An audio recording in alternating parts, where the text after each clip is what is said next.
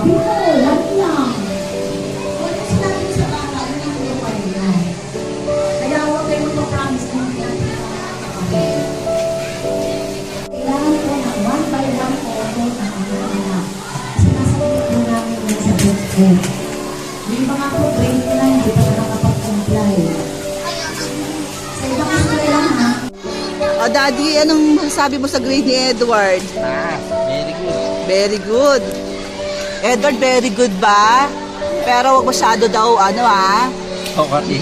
makulit.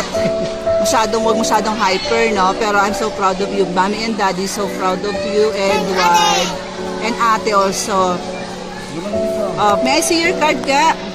Pakita natin, dali. Pakita natin ang grade mo. So, ito po yung card ni Edward. Medyo blurred po kasi po nasa labas po kami. Sa skulahan pa rin kami. So, ayan po, as you can see, no? Sabi po ni Teacher Lily. So, meron lang siyang yung math niya. Mababa nga po yung math niya, 96. Then meron siyang mali.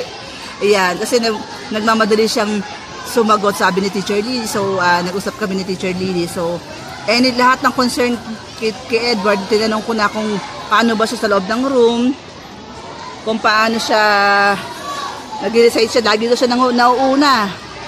Tapos pag may may sasagutan, nauuna siya kahit hindi niya pa alam, hindi niya inaantay yung instruction ni teacher, nauuna siya, which is mali. Okay? So now, you listen to Mommy first. Oh, sige, what will you say? Ano ba sasabihin mo? Dati, katabi kami, Cody.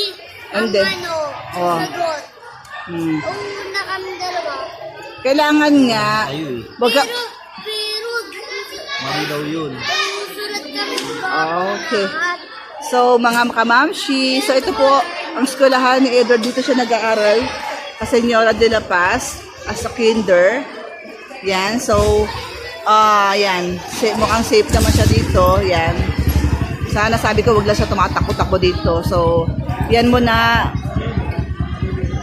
Ayan, so, bye mga kamamshi. Thank you for watching.